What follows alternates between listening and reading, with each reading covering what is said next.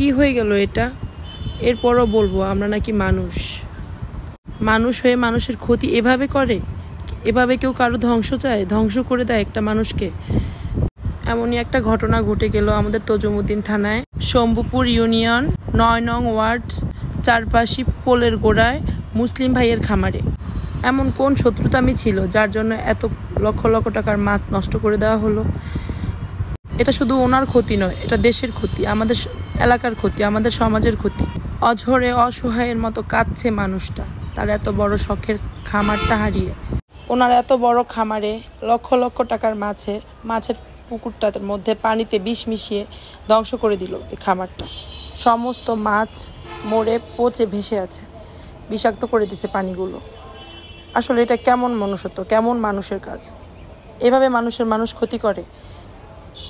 এমন করে দেশের সম্পদ, দেশের অর্থ এভাবে নষ্ট করে মানুষের এমন করে পেট লাথি মারে, মানুষের সাথে মানুষ শত্রুতামি করে? শত্রুতামির একটা লিমিট থাকে, তাই বলে এভাবে পুকুরে পানির সাথে বিষ মিশিয়ে মাছ মেরে দিবে, একটা খামারে লক্ষ লক্ষ টাকা ধ্বংস করে দিবে মানুষটার?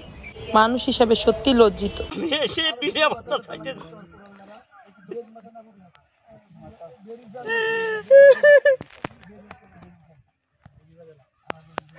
আমার খামারের কোনো নিরাপত্তা নেই। আমার এখানে এটা তো সবচেয়ে ছোট খামার, এর সাথে বড় বড় খামার গুলো আমার